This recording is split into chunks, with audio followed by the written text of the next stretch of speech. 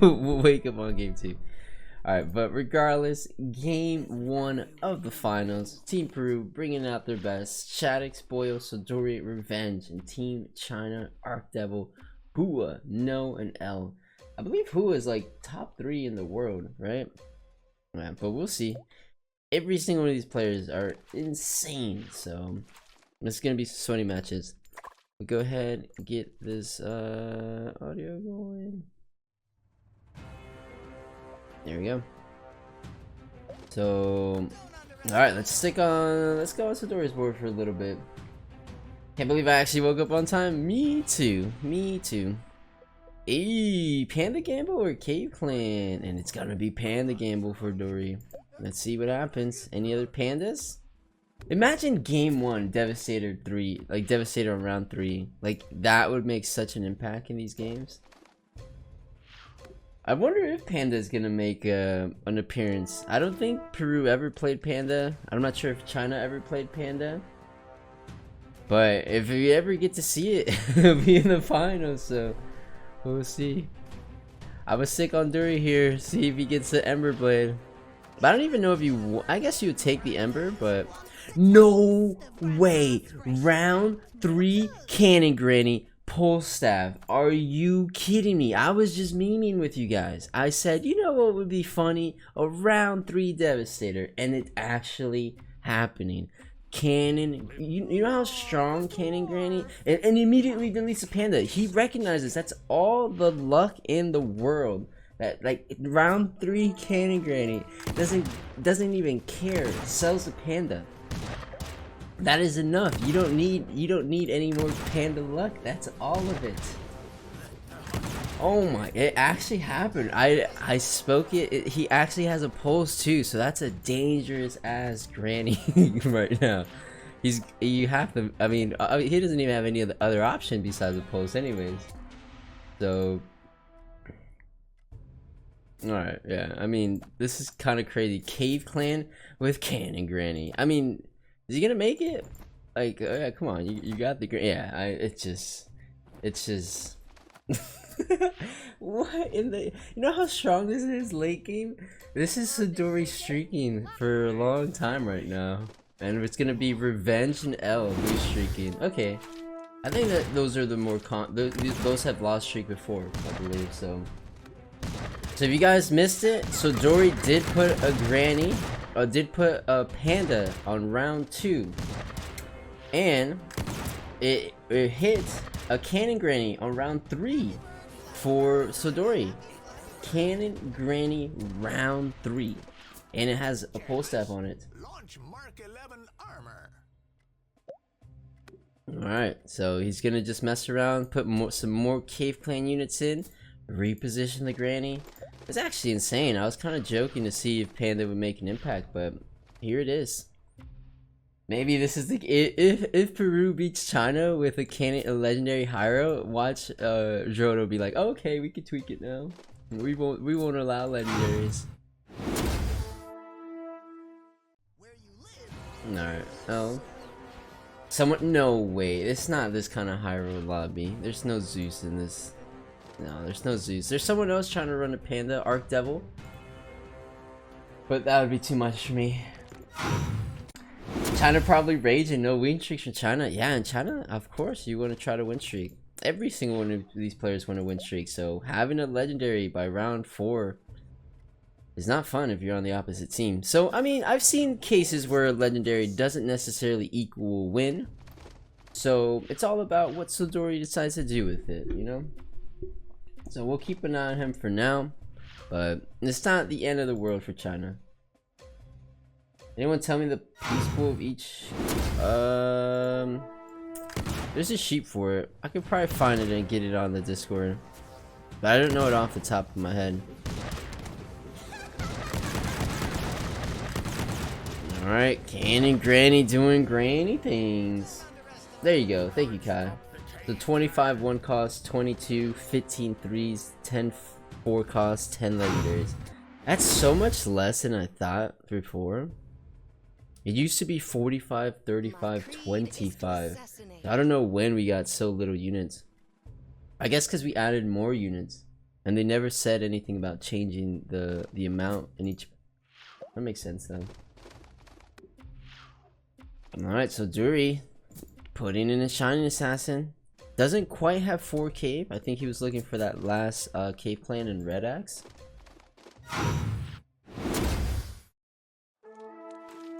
But a Shining Assassin pretty strong. But has to face against his teammate Boyo, who did decide to push to level 6. So maybe the level 6 push is gonna get rewarded. But it is a cannon granny. Can Candy Granny clutch this? No way. No, the Taboo Witcher. So Boyo is gonna take down Sidori here. Maybe if Sidori would have pushed, but it's okay. It's only his teammate who's streaking, so not the worst. Oh, but no, it's not in a bad spot. Let's go check him out. He's actually has an Agris's Ranger 2-star. Committing to that Frantic Mass. I love it. Shining Archer 2-star, and then a pair of Dwarf Snipers. So a lot of if he hits all 3 Hunters 2-star, yeah, No's in a great spot. Granny round 7, Jimber. That was Granny round 3. If you guys missed it, Granny round 3.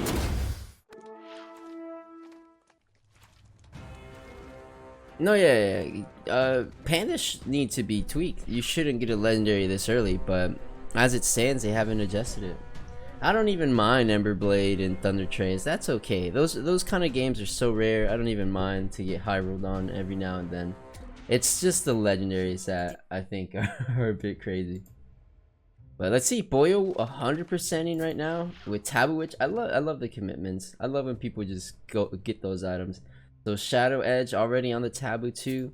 A little bit of 3 mech for the Heart of Mechs, and then double Knight for potential humans for Boyo. So yeah, this is how you're gonna win streak. Let's go.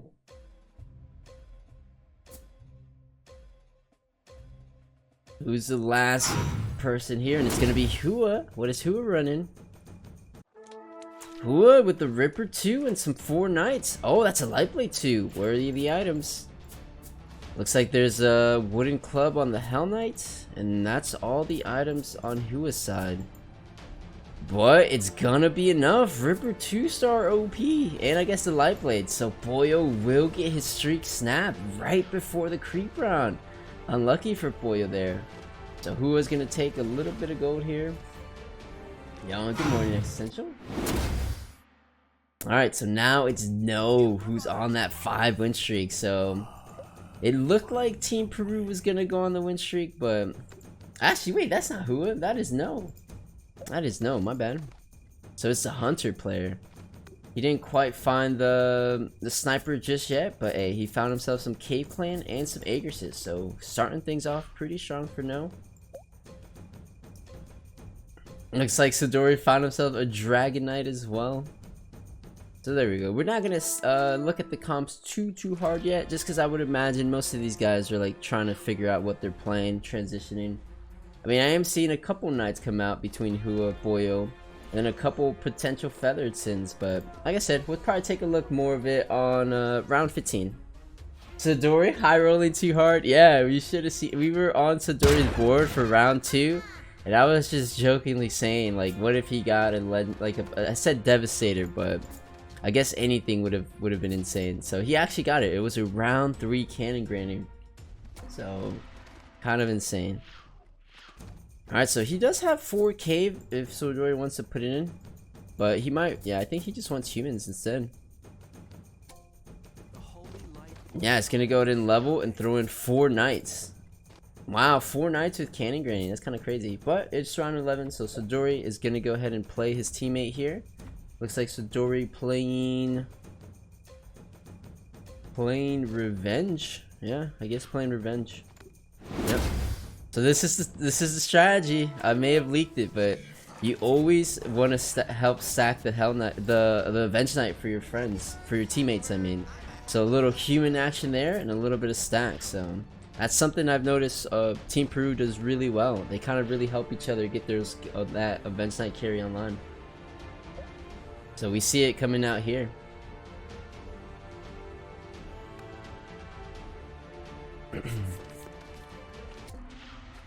Oh my god, egg. But it's impossible to get another cannon granny.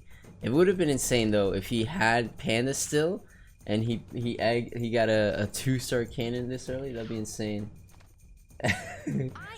Yeah, I haven't decided yet, but we'll see. Nova. Alright, so I would think that he would put in 4 knights, but rather have that Doom keep in that 3 human bonus for those extra books. Going up against Hua. Who is also pretty upgraded, so how upgraded has he gotten? He got the Avenged Knight 2-star, Frantic, and a Shadow Edge.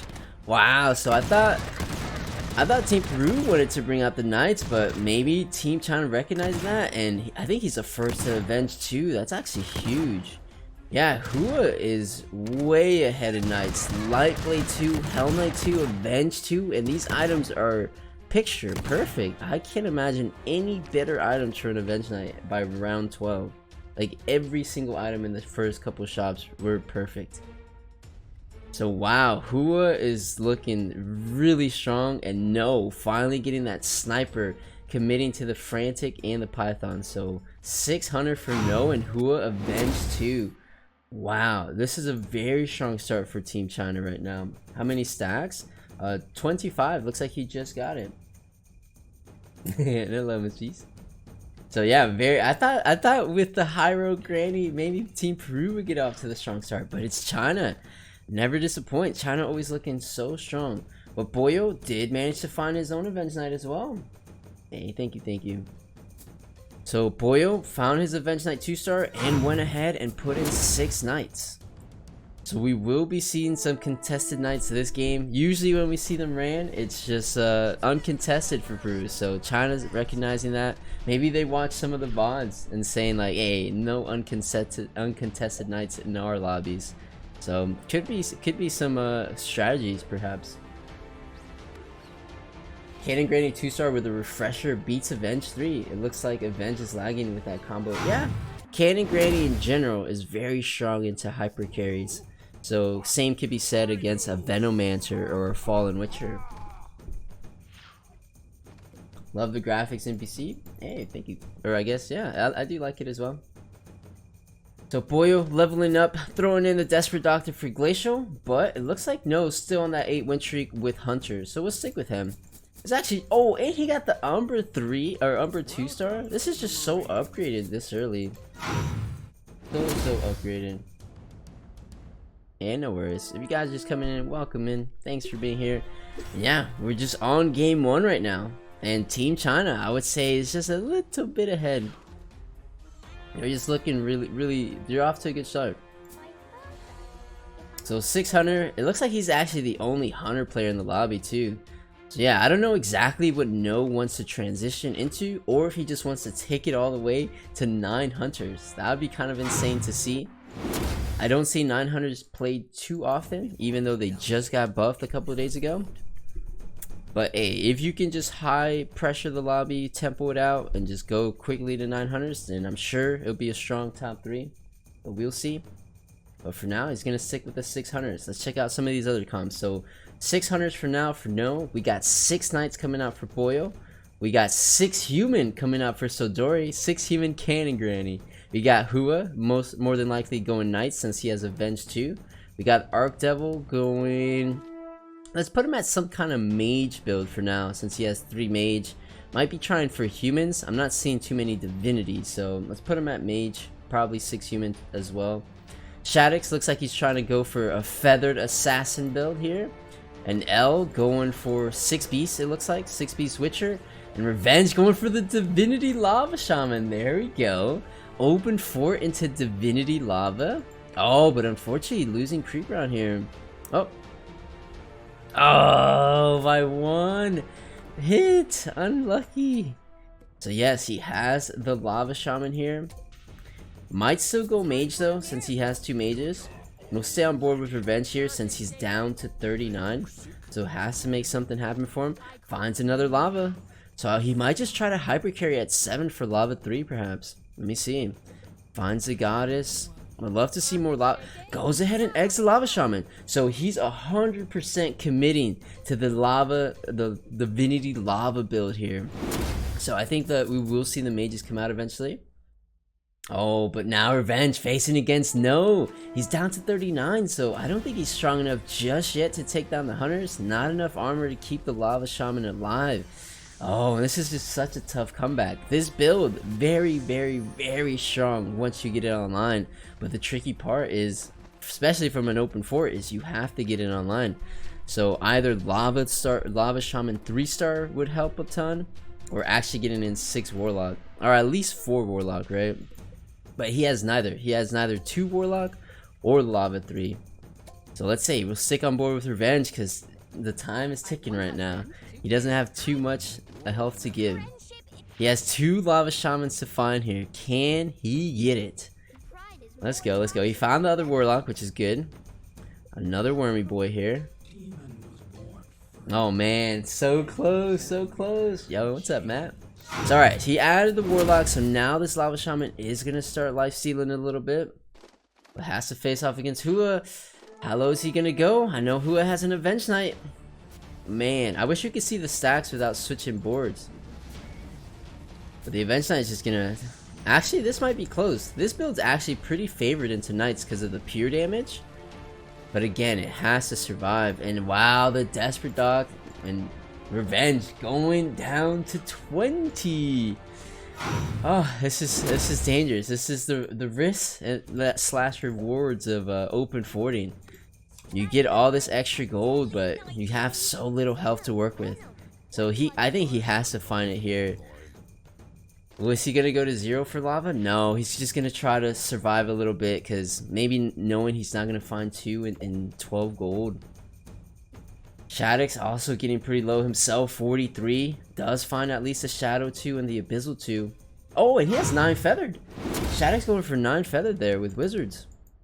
Yeah, we actually get to see the matchup here. So he's gonna go ahead and use the 3 wizards to cheat out the feathered synergy.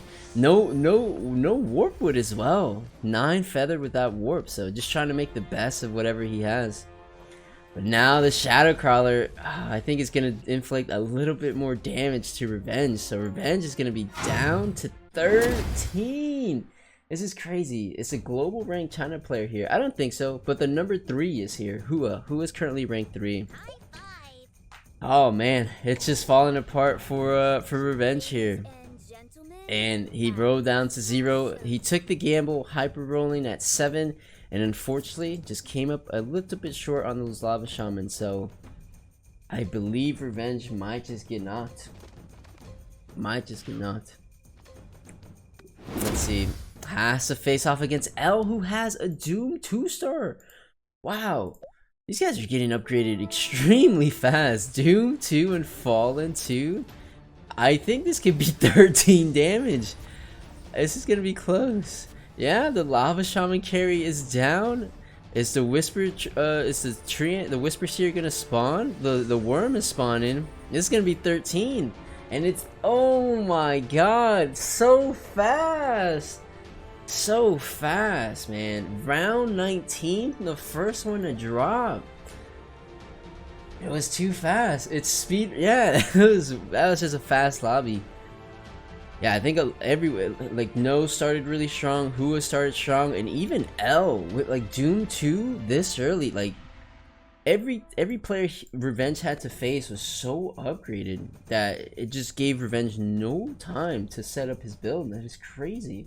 That is crazy.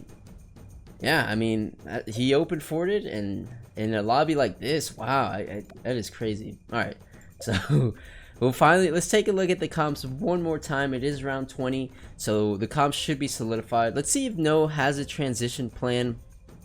He has Ghost Kids and Evil Kids, so we're going to put him at 6 Agresses for No. Whether he goes 6 Agresses, 6 Hunter, I'm not sure. I hear that build's actually not that bad. But he might just go 6 Agresses DK instead. But I know he is going Agresses. So Boyo and Hua for sure are just in the 6 Knights. Both are going to try to get that Avenge Knight. So Dory's still rocking humans. But yeah, no, he does have DK2 at least. And Man, Arc Devil, the sole divinity player in the lobby. So there was a divinity lava, but got knocked, and at least Arc Devil's going divinity mage. Does have that warp 3 at least. So we'll jump on board with Arc Devil here. So only has a Flame Wizard 1-star, unfortunately. So he's gonna have to rely on this Thunder Spirit. Oh, but facing off against this is either Boy or Hua. This looks like Hua though. And wow, he is upgraded. This Avenge Knight is just the best items, honestly. Can't ask for anything better. So Avenge Knight is gonna try to take down the Warpwood. No armor coming on the Warpwood just yet, so should be going down here. If this was the old Warpwood, it might stand a chance, but with the new nerf one, not even close. Yeah, and welcome guys just coming in.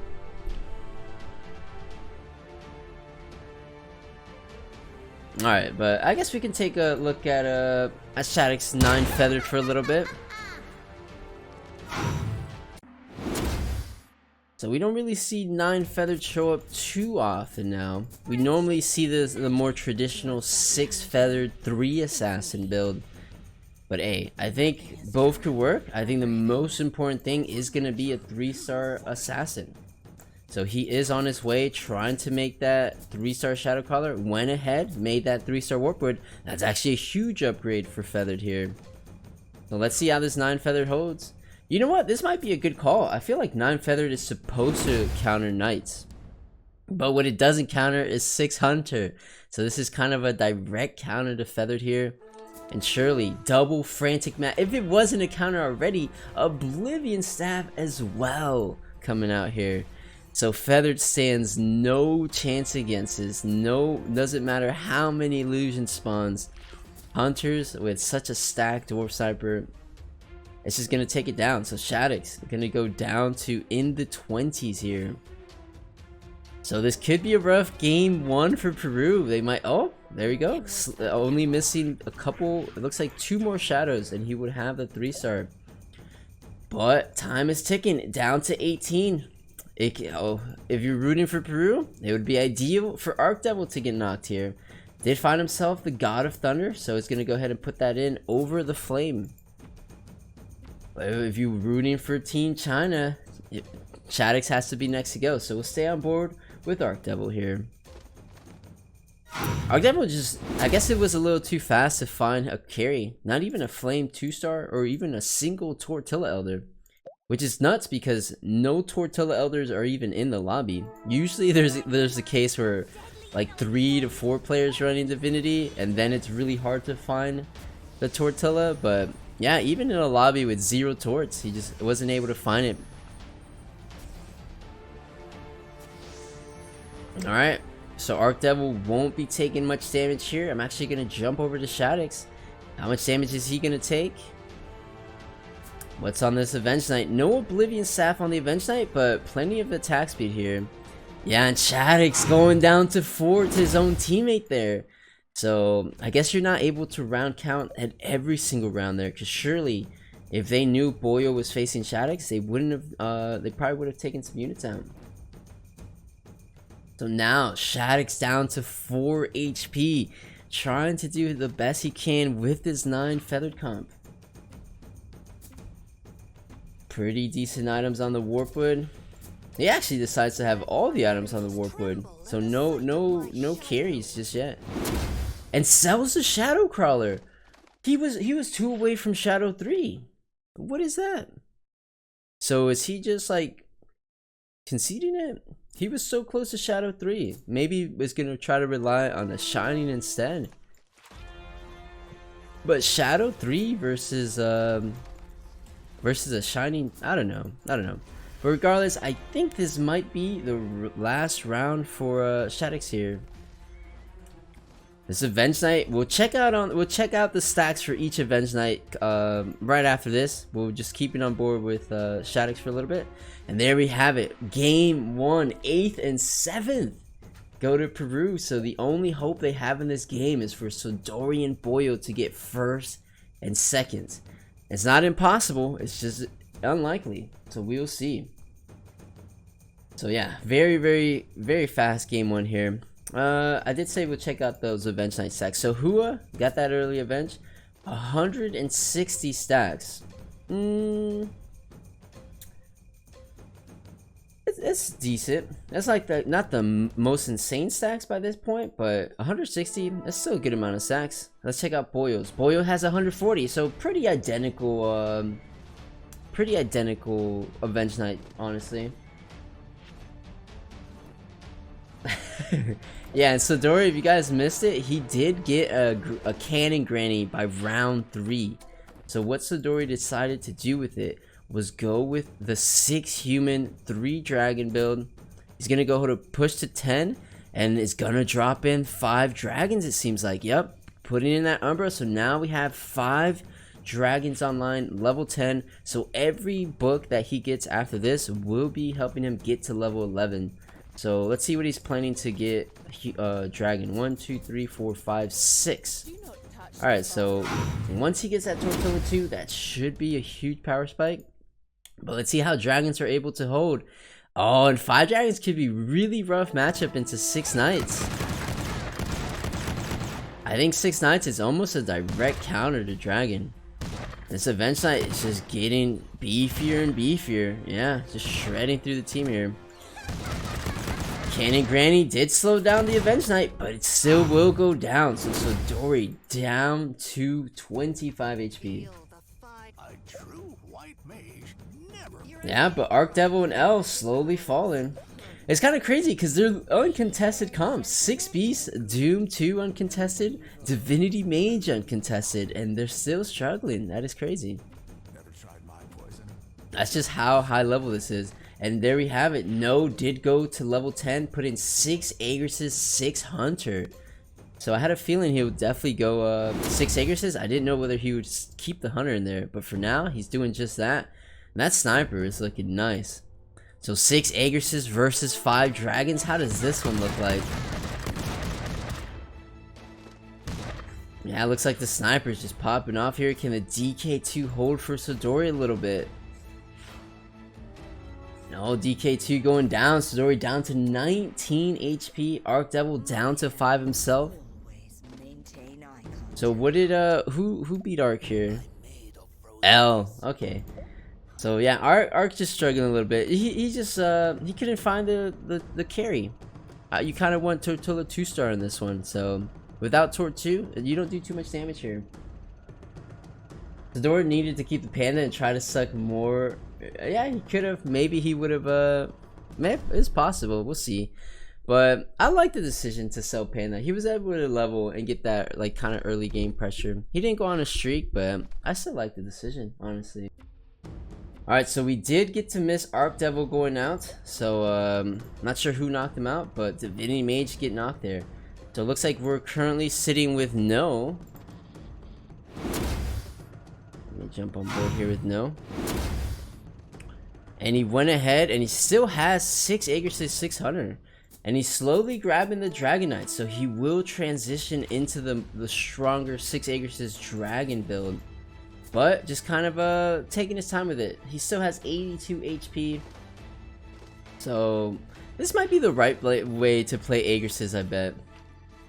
Just hard level, get to 6 Agresses, 600, and then slowly. Alright, that is kind of crazy, no? Oh no.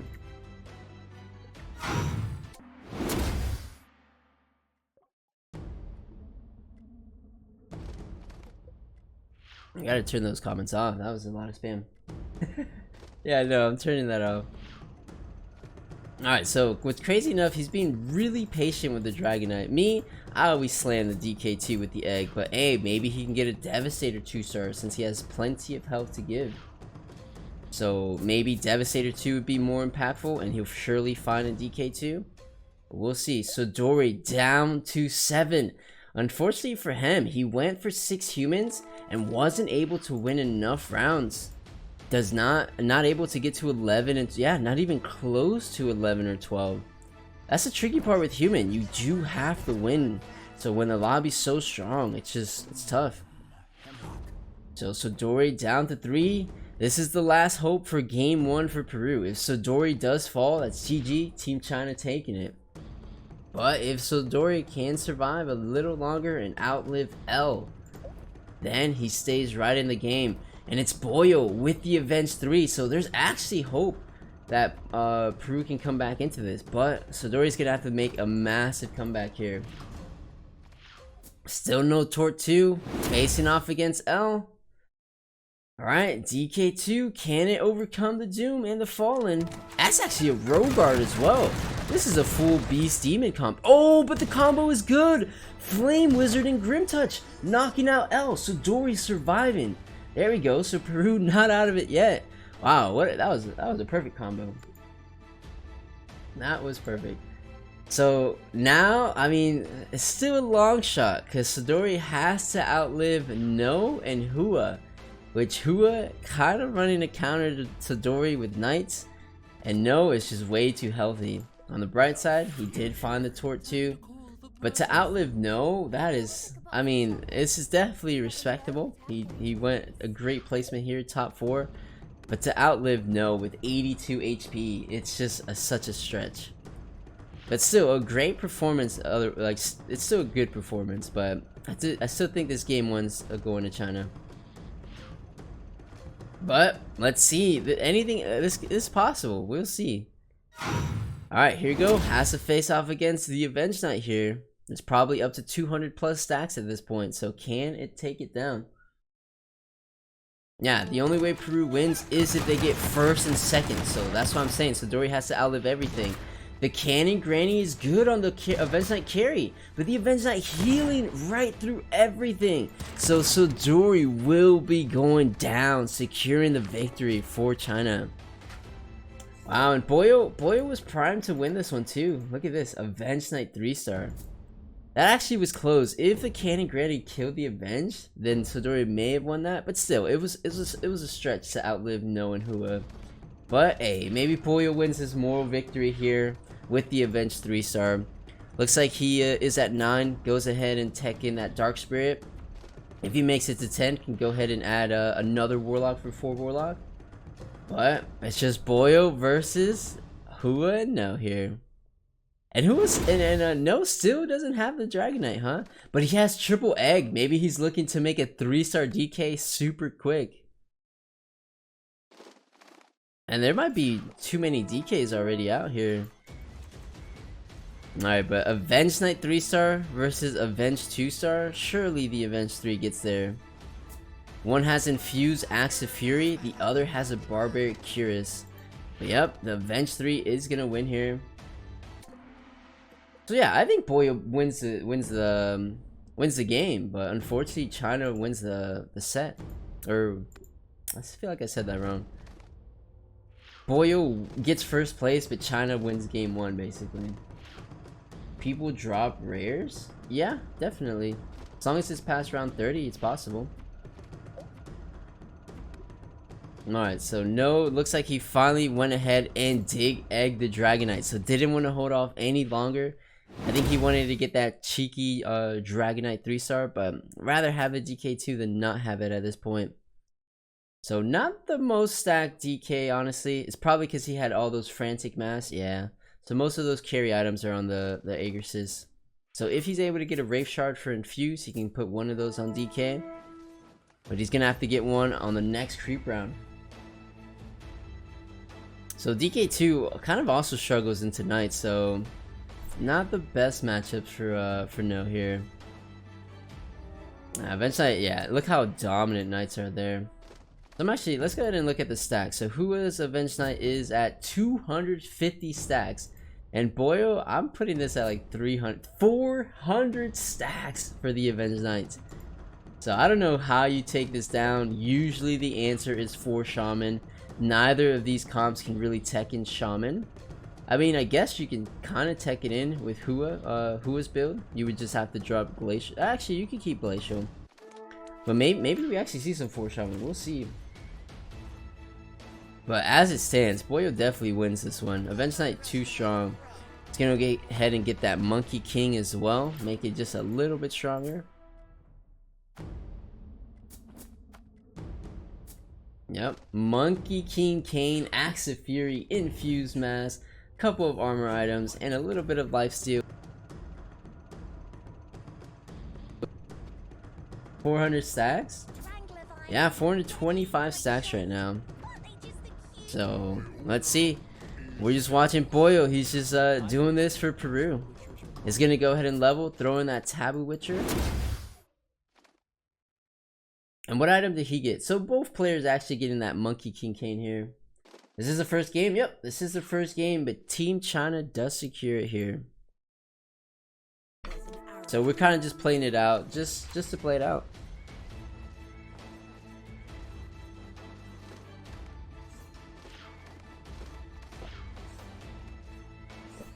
Happy bird, Flappy Bird. I'm a happy Flappy Bird.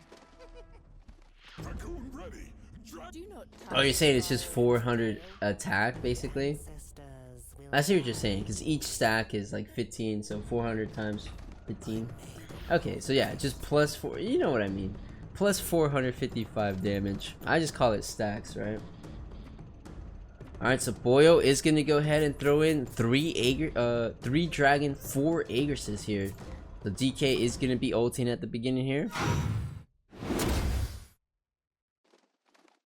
And let's see. Avenge Knight 3-star versus DK2. I think Avenge Knight wins that every single time. But no, did manage to at least get the infused mass on the DK, right? So that's a positive. And these fights extra laggy. Is infused DK gonna be enough to stop the Avenge Knight? No, this Avenge Knight just keeps healing and healing. And Boyo might actually make it to a level 11 if he keeps getting enough books. How is Hua doing against No? Let's see. Nah. Yeah, someone asked me the other day what counters 6 Agresses, and it's 6 Knights. Those Knight Shields are just so good against DK. So even though No went on such a strong streak the whole game with 6 Hunter, he just finds himself with a counter matchup at the end here. Just 6 Knights so strong into DK Splash, and 6 Agresses. The Knight Shield just kind of outlive it. So it looks like No will be going out in 6th place. The only real way to counter Knights from this build, at least from my experience, is you don't need Marine at all. You'll probably want a Scryer here, and then you want a Dark Spirit.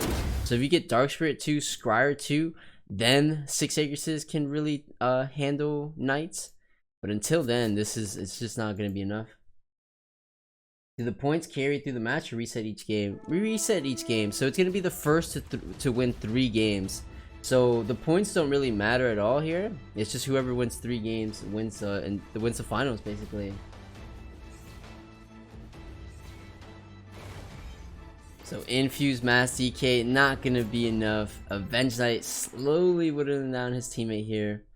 But it's Boyo on this 10 win streak.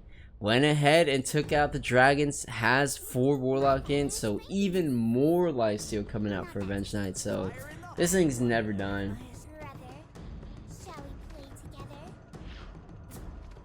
He's taking a Devastator on the bench. Maybe just trying to keep the Devastators away from No, since he's close to that Dev too. Does Boyo winning even matter? No, it doesn't matter. I'm not sure why we're playing it out. I think we just I'm not sure actually. I don't know why we're playing it out. Last time I've seen this, we just went to game 2. Because tiebreakers don't matter because it's the finals. First place don't matter since they already won game 1. So we're kind of just doing it. If China takes 2nd and 3rd, does China still win? Yep. It doesn't matter if Boyo gets 1st place here. China still wins. Some teams like it, yeah, they could just play it out for like good warm-up. Maybe this is the game 1 and they just kind of want to feel out the teammates, feel out how strong each other is. It's just like just to warm up. It's just the first game. We play it out because we love late game. Exactly. We're just playing it out to play it out. And this is honestly like a big morale boost for Peru here. They did kind of get out pressured in that mid game, but if Boyo wins it, they definitely know they're capable of winning games over Team China. They just have to get a couple more players into that those top placements there. So it's just supposed to be more of a, I don't know, it's just a moral victory here for Peru if they win it. You're allowed to play it out, so why not? I would. A win is a win. Exactly. A win's a win, so let's go ahead and finish this one out. The Boyo stayed at 8 to get the Avenge 3-star, right? I think we didn't keep too much eyes on Boyle. We were kind of stuck on towards the bottom of the lobby to see who went out in first, since those matter so much. So he probably stayed at 8. We'll see. Who's favored in this matchup? Probably China, honestly. But that's why we would like to see a Peru upset as well. So this would be crazy. Maybe he's trying to wear down China. Yeah, it is late. It's pretty late in China right now. Maybe the later it gets, the more it favors Peru. He's looking to put the cannon granny in here. Hasn't dropped a knight just yet. Is gonna go ahead and sell the Hell Knight though. So will this be the last round of game 1 here? What's the last item? So double Axe of Fury, and let's check out the last items on that Avenge Knight here. Oh, this is actually, it looks like the other Avenge Knight got knocked already. So this is actually an easier matchup for Boyle here. So it looks like a Dark Spirit. Yeah, okay, so Boyle went ahead and this double axe stack? No, you're not gonna get the double cleave, but you will get the attack speed and the evasion. So the stats stack, but not the cleave effect. That pretty much applies to all items. There we go, Boyle securing the victory, but it's Team China who comes out on top. Wow, I don't even know what's happening. It's too early for me to troubleshoot all this. Alright, so hopefully it's not cutting off. I'll have to figure, it's never cut off before, so I'll have to figure that one out. But here you go, round 4. It looks like Hua will be open forting. No starting with that 2-star bomber, and so Dory starting with that 2-star Skybreaker. Not gonna be keeping up with chat too closely like we usually do. We're gonna be the finals, right?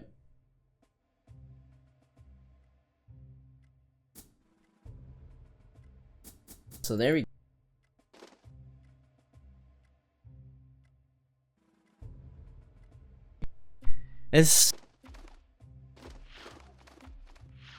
Yeah, it is cutting off. I know. I'm watching it. Man, I might have to reset it. The mic is the issue. What happened? Alright, but hopefully it's not too crazy. Yeah, like I said, I haven't had this problem yet. So maybe I just like mess with it a little too hard. Keep saying bad word, I'm getting censored. No, it just seems to be cutting off a little bit. Maybe stream on phone using phone's microphone for borrow your brother's. No, it's fine. It's fine. It's just nah, something going up here. Between the mic and the game crashing, yeah, I'm saying everything's just falling apart. It's all good though. Yeah, like I said, this has never happened to me before, so I don't know. We'll try to figure it out. So it's gonna be Boyle this time instead of Revenge open forting. So it wasn't Hua last. I think it was L who open forted last time. So it's Hua and Boyle here. And so Dory's gonna try to go on this win streak here for Peru, because Peru would love to get a good streak going, you know. The harder you streak, the more likely.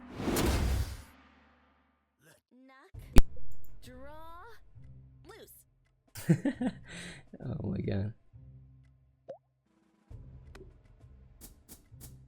Plans to go here, but he is just running 3 mech, a little bit of a werewolf, and a shining with Mealstorm. So Mealstorm trying to get aggressive early at least. Because of the 12-hour stream? You think the 12-hour stream ruined it? Yeah, I mean, I didn't get to test it afterwards. We didn't have this issue yesterday, so it's something with the morning, perhaps. The game crashed on mic, rip. Yeah, I know. I know. But yeah, I would have to fix it like either after this game, I can double check it, or maybe after the stream, honestly. It's just like unfortunate timing. It's like the finals, you know? Unfortunate timing. And wait, we actually see, we said it was only going to be Boyle, but Revenge actually just straight up open 42. So now we have 2 players on Team Peru going more of this lost streak route, which is kind of dangerous, especially if the lobby moves as fast as it did last time. So Sidori goes ahead and levels to 6, throws in Agresses and 3 Hunter. So just trying to maintain the streak. Where are the items at right now? It's just the Mealstorm again. So what's that last item? That's another hammer.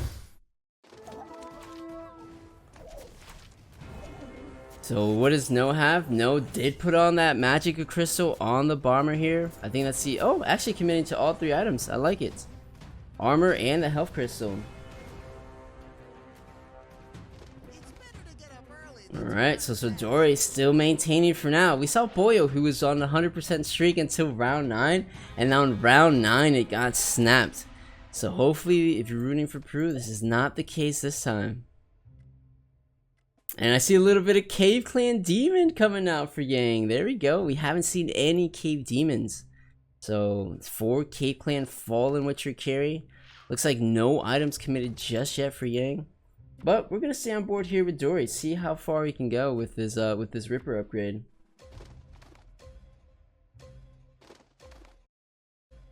Nah, that wasn't too bad. Alright, so Yang looks like is 4 Cave Clan gonna take down Sidori here? Let's see, let's see. I mean, Fall of Winter's strong, but oh, it actually is. I may have jinxed it. Yeah, 4 Cave Clan. The Fallen Witcher does get stunned out. This is actually really close. If the Fallen Witcher can get stunned one more time, and there we go, the Shining Archer is clutch. So Sidori will maintain the streak by 1 unit. That was extremely close. So hey, good news for Dory there, getting to get a little bit more gold, maintaining that streak there. Yeah, that was Hunters. Yeah, it just mutes me for some reason. Alright, so 3 Mech, 3 Hunter, Cave Demons for Yang. Looks like 300 coming out for... Ooh, maybe actually Feathered Sins for Arc Devil, actually. We got Divinity for No. We got Hunters for now for Shaddix. Looks like maybe Feathered Sins for Revenge. We got a Witcher build for now for Hua, and looks like maybe Boyo with his Comeback Knights, perhaps.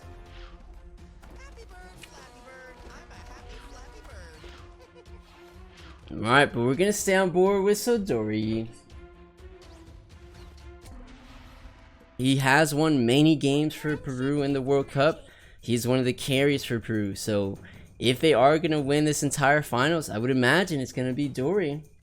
It's gonna be Dory, at least winning one of these games.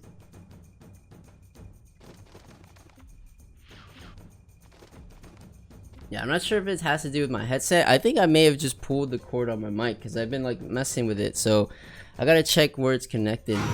So I could check it after this one.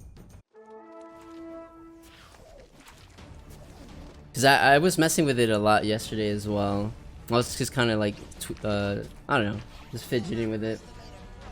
So what happened when game 1? I just joined Who Carried China. I mean, Team Peru got first place, but the other players got knocked out earlier. So China just won like overall. But it wasn't like, it was very, very close at least. Alright, so Sidori is going to go ahead and push to level 7. Throw in that Cave Clan for the little bit of extra health. Keep the Hunters. And has a little bit more attack speed now on this Shining. Kind of crazy that a Shining Archer 1-star is going to be the carry for now. You'd almost think a Mealstorm on like one of the 2-stars could be stronger. But maybe this backline unit, you know, is actually going to be safer. Alright, a little bit of Hunter Cave versus Hunter Cave, but the upgrades are on the side of Sidori. So Sidori should help maintain himself here. Yeah, Shining Archer dealing with that sniper in the back. The Ripper 2 still healthy for now. The classic 1st, 7th, 8th, exactly. They did get 8th and 7th, making it so much harder for them to win that first game. But things are looking much better in this game 2 here. I mean, looking good for Dory. Boyo and Hua still on this loss streak for now.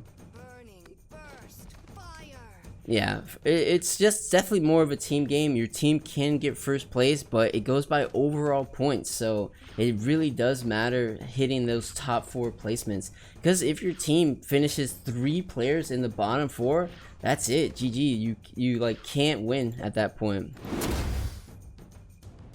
Alright, so Sodori facing Hua, so he's gonna continue the streak for now. And I'm curious what Sodori wants to transition into, because he's not going to go goblins from this position. So this early mech is just to stack up those Heart of Mechs. You see it here. He has 7 Heart of Mechs ready to go whenever he's ready to start rolling. So a lot of gold is being made here by Sodori. So I see he has a Flaming.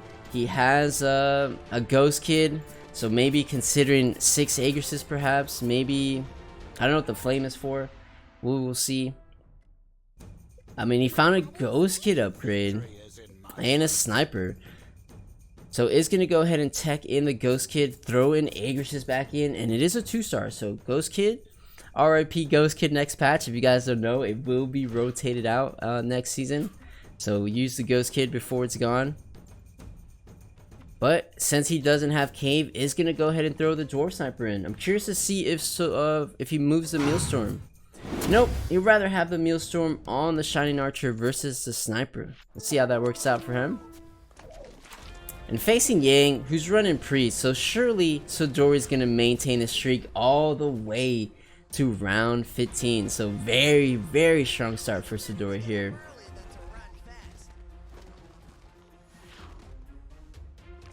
Even the Chinese team don't play Panda? Yeah, we haven't seen Panda show up too much. We saw it be relevant one time last game.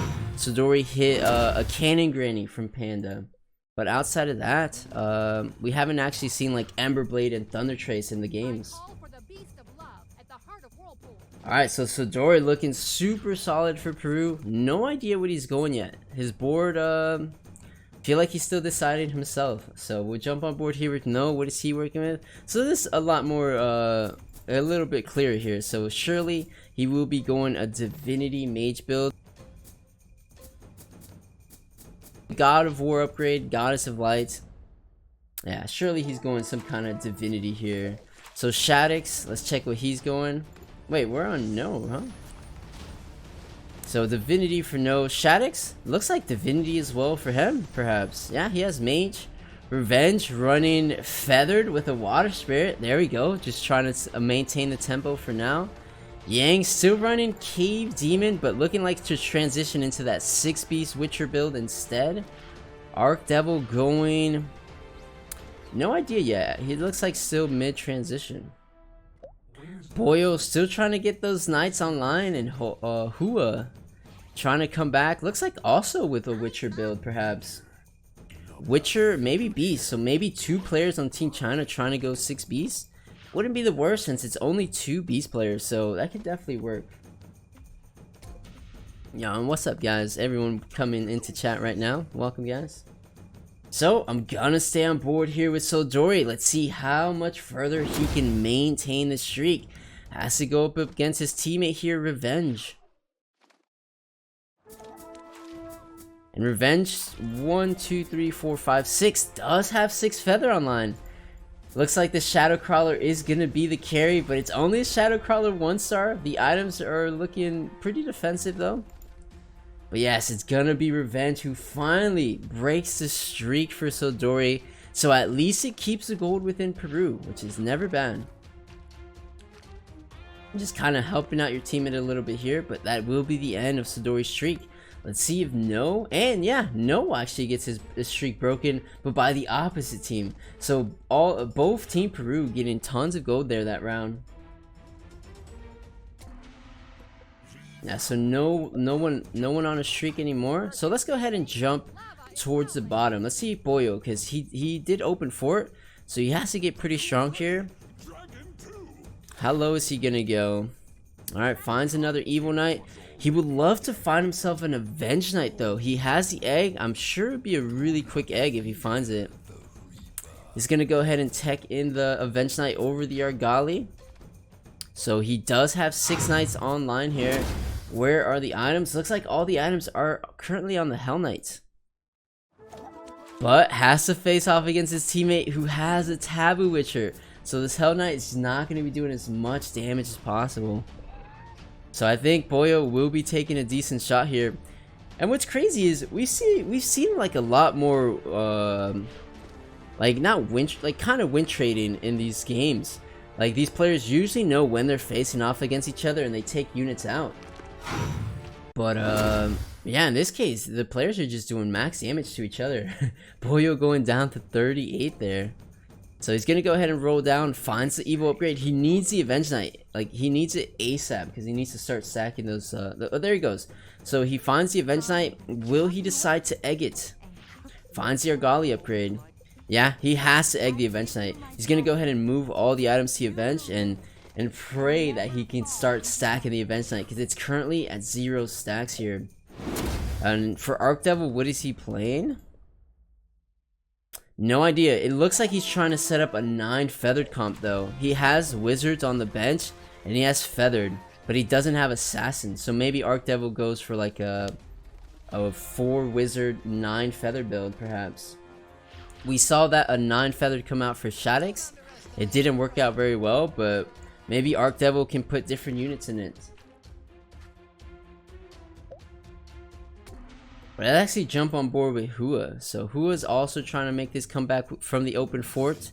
Finally finds his carry 2-star, but currently just running the Glacial instead. But we'll go ahead and drop the Fortune Teller for the 2-star Fallen Witcher. He's trying to find a spot for the Taboo Witcher as well, but he has to decide whether he wants Warlock or Witcher. So he's thinking about it, and he's gonna give up the Witcher instead. So hopefully he doesn't face any taboos here. And no taboos coming out of the side for Boyo. So 6 knights into a fallen 6 beasts. Usually that goes in the favor of the Fallen Witcher because of the pure damage from Demon. So if it was a more stack Avenge Knight, I think Boyo could hold, but I think for now, who is going to do some more damage to Boyo? Yeah, Boyo going down to 25 here. Someone needs to teach me how to play 6Vs? Yeah, 6V is very, very strong currently in the meta. It will be taking a decent nerf coming next patch because they're taking away Lord of Sand as a beast. So Lord of Sand would no longer be a beast. They're adding a new legendary beast unit. So if you want to hit 6 beasts without wizards, you're going to have to get a legendary unit. So very, very tough to do. So it's not going to be able to be as aggressive as it is now. Not like he played it aggressive anyway since he did it from the open fort, but a lot of people like to play 6Bs very, very aggressively. Alright, so Boyo down to 25. We actually haven't checked up on Yang at all here. Let's see. So yeah, Yang also trying to go the 6Bs, but it's so far. He's missing a Razor Claw. He actually has 0 2-stars on the board. Literally all 1-star units by round 20. That is very, very rare for that to happen. But as I mentioned that, at least he got the 2-star carry with that Doom. So there is a plus side to it. So Doom 2 is probably the one 2-star you want to get. He just has to finish off the build here with the Razor Claw and with that final beast unit. But making the best of it. At least he's running 4 Cave Clan, or not 4 Cave Clan, 4 Beasts, 2 Glacial. So at least kind of maximizing the synergies he does have. So would love to find himself a Razor Claw because 6 Beasts with that Doom would be so strong. So is going to go ahead and push to 9, increasing the odds of finding that that Razor Claw just a little bit.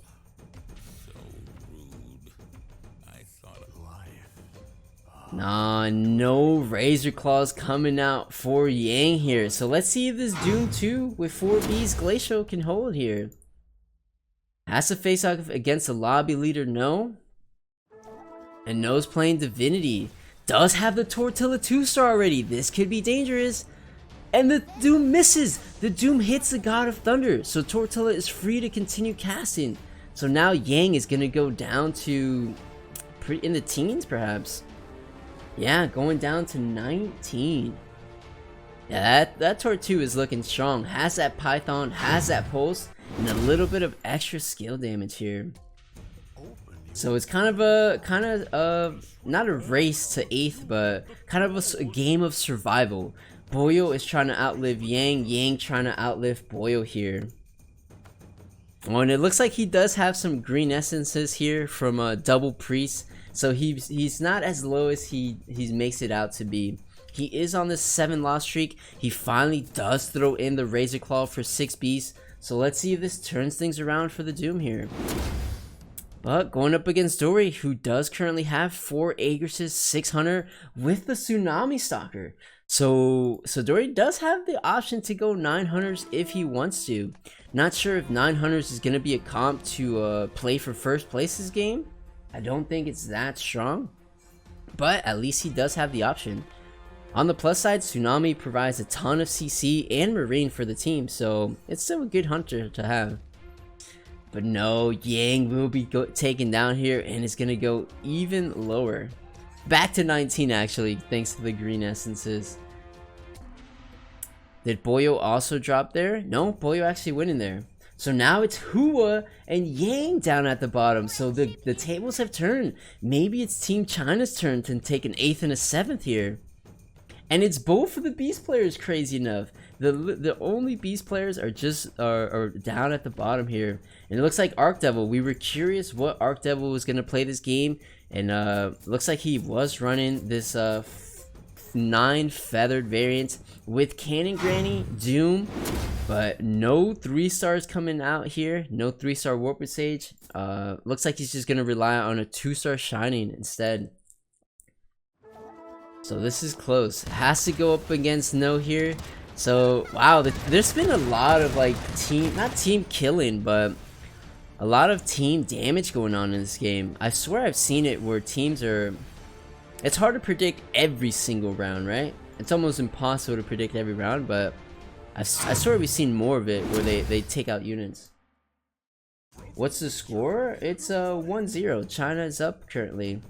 But Yang down to 12 now. Boyo also going down to 12. So this is tough. Everyone's just surviving. We're all looking at Yang, Boyo, and Archdevil. On the bright side, Revenge pretty healthy at 75 HP. 6 feathered assassins so far. No is looking very healthy for China. Shaddix is pretty much in the middle here with his own Divinity Mage build. But I'm going to stay on board here with Archdevil on a 3 loss streak. Going up against Dory, so 9 feathered into 6 Hunter. So I think Archdevil is going to go down here. Whether it will be by 15, I'm not sure. But I think he gets dangerously low. Oh, but the Grim Touch Shining combo is good. It's going to buy the team a bit more time here. Where's the carry? It looks like Shining Archer is still going to be the carry for now. So the Umbra does spawn here. Shining takes out the other Shining, and Archdevil will go down under 10, I believe. Yeah, falls to 5 HP. So 9. This might actually be the second time in a row where 9 feathered goes out in 8th. So I don't know if it's the 9 feathered build with wizards that isn't too strong. Maybe it's more of a late game build that needs more time to come online. Maybe it really relies on a 3-star assassin similar to the 6 feathered build. But regardless, this is a very consistent low showing for 9 feathered at least. But there we go. Archdevil down to 4, Yang, or Archdevil to 5, Yang to 4. So round 26, we could see 2 Chinese players drop. Yang versus Devil versus Boyo. 8th is contested. Yes, these guys are just playing to survive. No one wants to drop here. No one wants to drop. So I don't know whether we keep an eye on Archdevil or Yang. I may just stay on board with Archdevil here.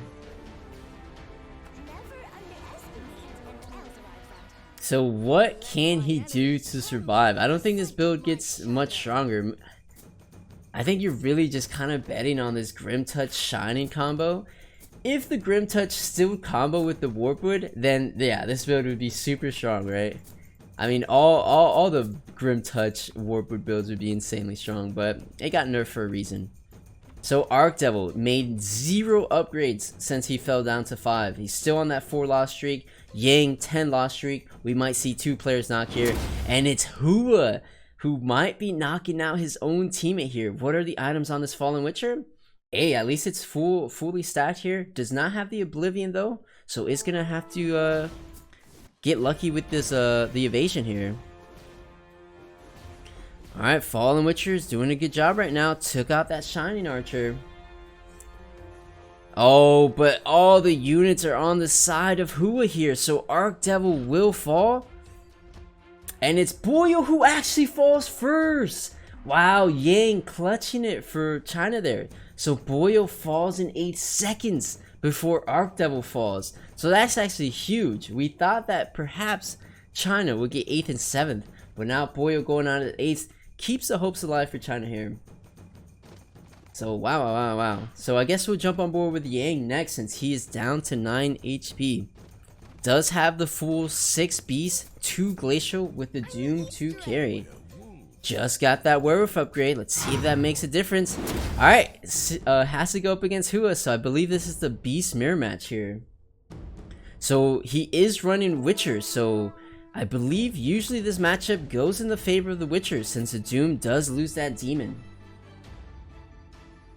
So the Witcher is currently on the Doom goes away and Yang will fall. So wow, if Boyo could have just survived one round, this would have surely been a victory for Peru, because it would have been really hard for Team China to come back. But actually, it still might be a victory for Peru. If Hua does fall, there's still a good chance. So Dore looks like he went for the full 6 Aegrises 600 build. So this is the second time we see 6 Aegrises 600. What the heck? We might have to start playing that. But it looks like it seems to just be a solid transition for the DK. So yeah, we've seen this twice now. So we're gonna have to jump on board with Hua since this is actually a really big decider in this match. If Hua falls, GG, Peru takes game 2. But if Hua can outlive Sodori here, then it's still game. The points are gonna be tied up. So let's see. Alright, Hua versus Chadix. Chadix does have the Flame Wizard 2-star as a carry. But it looks like Fallen Witcher's still alive. So yeah, Hua's gonna be surviving here. Yeah, and if you guys are just coming in, game 1 was actually very close.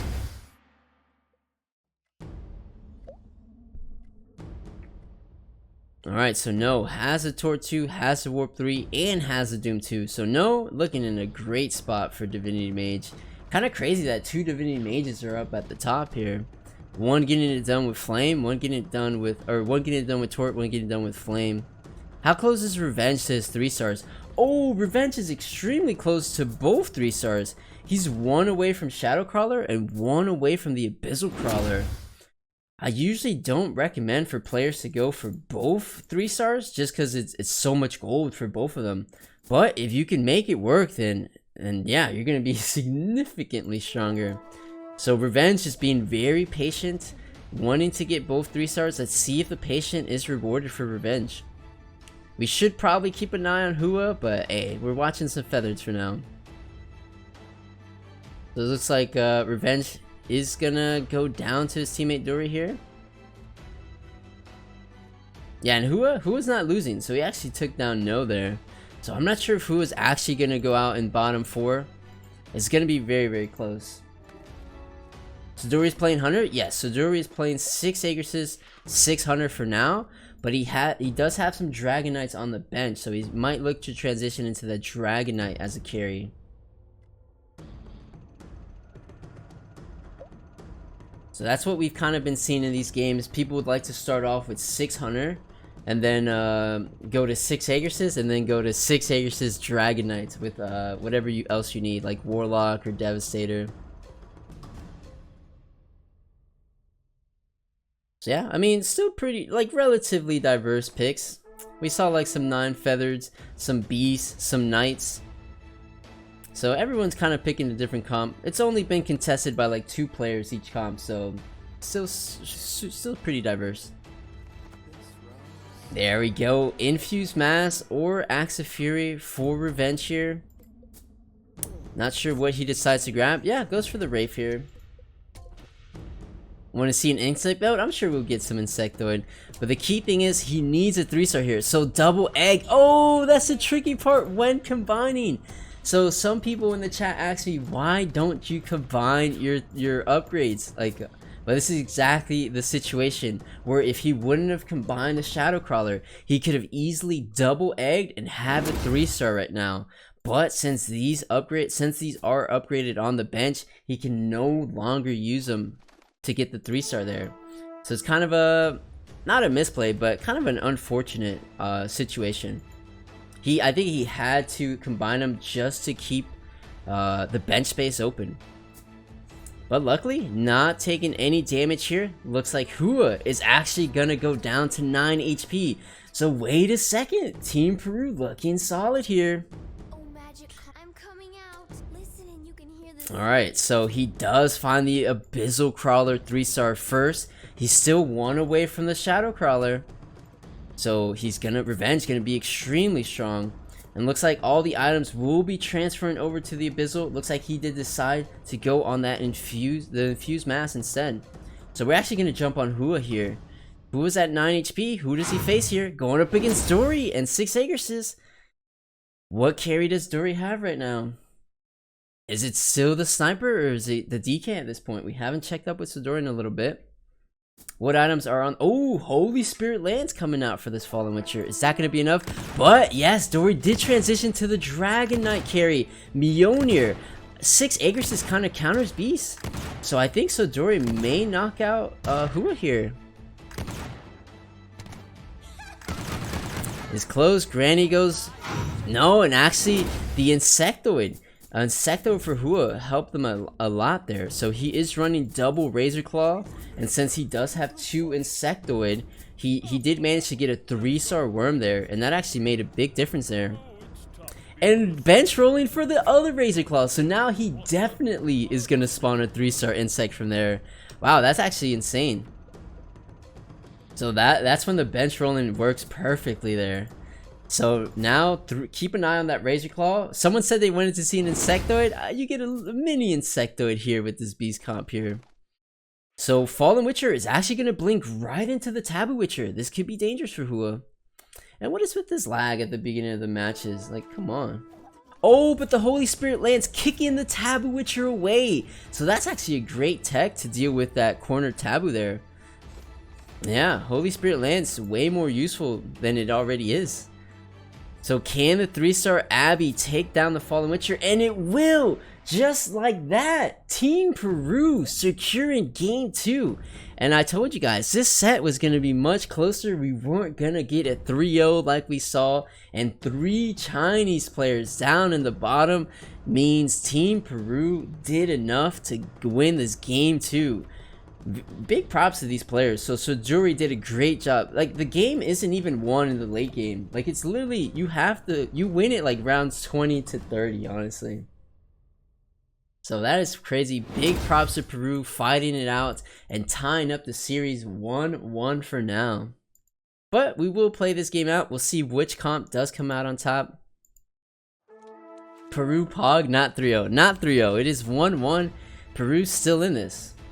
And yeah, this is extremely close. I think both of these teams are really talented, and this can go either way. I think China's slightly favored, but Peru really strong. Peru dominated the second match, definitely.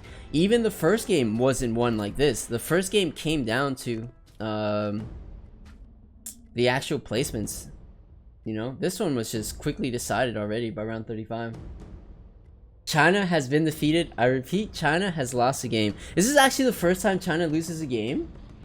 China may have gone undefeated this entire tournament. This may be their first loss, honestly. So they have a little kink in the armor.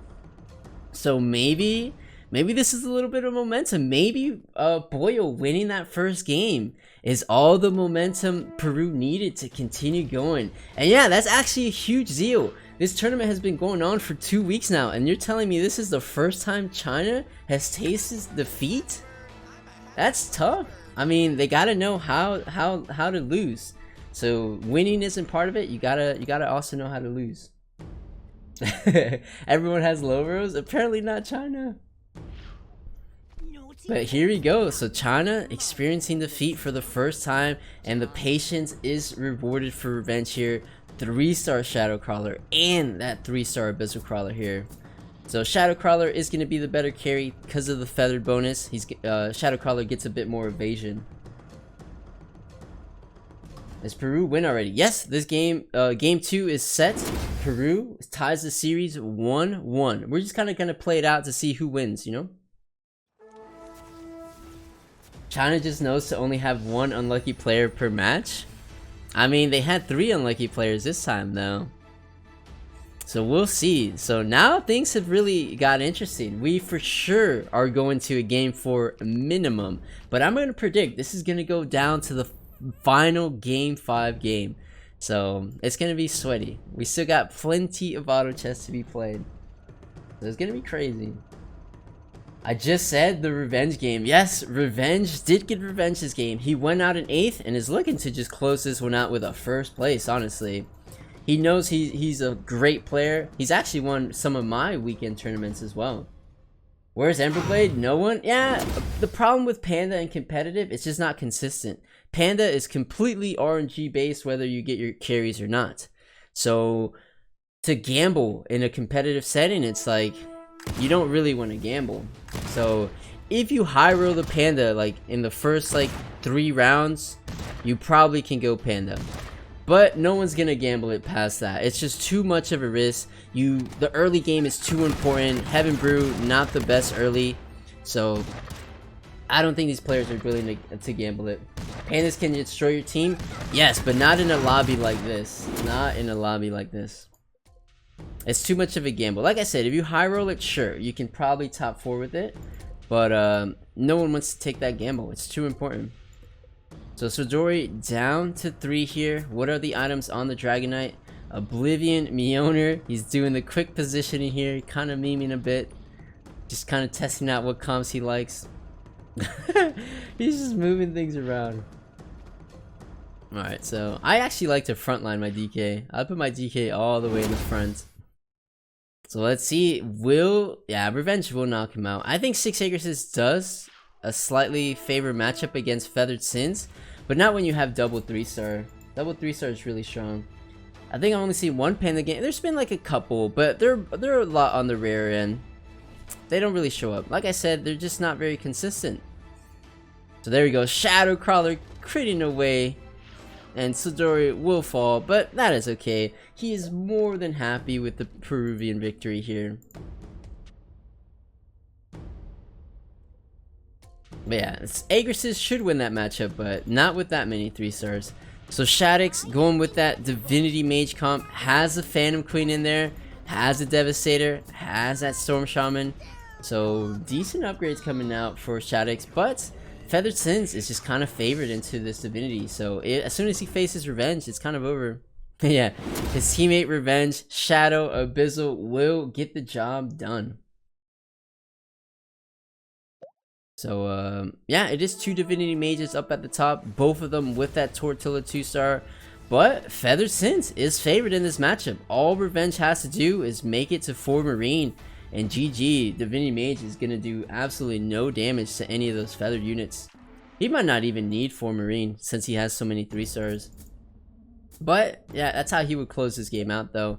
Since plenty of magical damage coming out from Tortilla and Thunder, even Warped Sage, so 4 Marine would just surely secure the victory even further for Revenge. But I think he wins even without 4 Marine.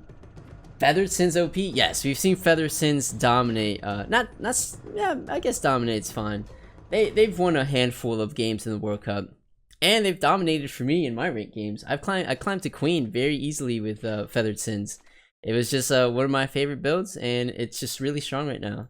So yeah, we see it winning here at the highest level. So Feathered Sins, spam them up in your ranked games if you're still on the grind, because it's very, very strong right now. Yeah, even in the in-game championships, it's definitely a build to look out for. I'm expecting to see a ton of it this weekend as well. Yeah, the Whispers here just got buffed 2 days ago. Shadow Crawlers received like 2 buffs back to back a couple patches ago. Abby. Actually, Abby hasn't been buffed in a while. Shining actually has been buffed quite a bit. Warp got nerfed, but that's okay, right? Actually, both of these units have gotten buffed. Shining Archer just got buffed 2 days ago, and Whisper Seer got buffed. So overall, Feathered has just been receiving constant buffs, and now it's just one of the top builds in the meta here. But looks like No made some adaptations. He's going for 4 spirits here. So 4 spirits is a direct counter to assassins. So is this adaptation from No gonna spoil the victory for Revenge? Let's see. Wow, 4 spirits and a Cannon Granny. That doesn't slow you down enough. Cannon Granny going down.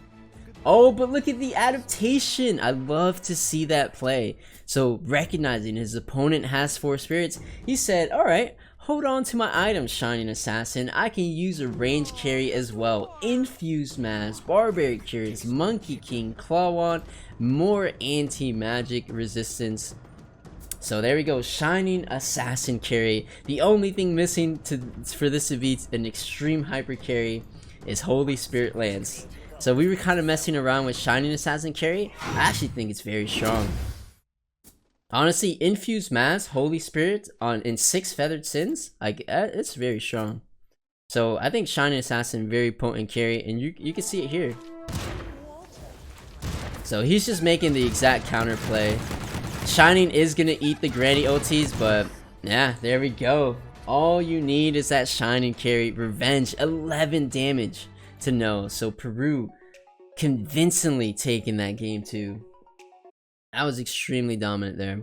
They won the game and won the top 4 there. So if you guys believe in Team Peru, I will be throwing you guys the points here. Round 3 Granny, true that. We would miss a round 3 Granny, but we would have caught it anyways. So it looks like Revenge and Asu are going to be taking a little bit of the Panda gamble. Both of them had a Heaven Brew.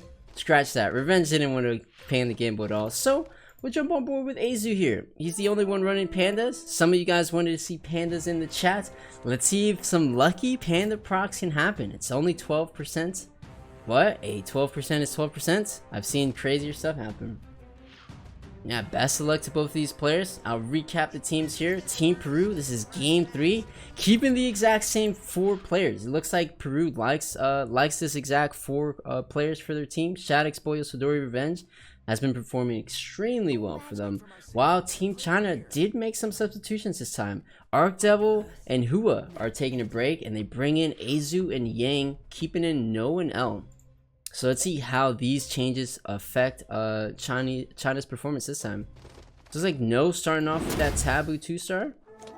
I'll jump on board with No in just a bit, but for now, Asu versus Sodori. Yeah, who could say? I think regardless of who wins this game, I think we're still gonna see a game 5, honestly. Alright, so Asu will be falling. We're actually gonna stick on board with No for a little bit, since he is the one with the 2-star. He is starting things off with this Ice Plate Mail. I really like this item in the early game. It buys your backline a ton of time. But even with that item, he will be going down there. So what? Taboo and Cave? What the heck was Pollo running? Ah, Pollo went to 4, that's why. And he started with a Teleport Dagger on the Swordsman.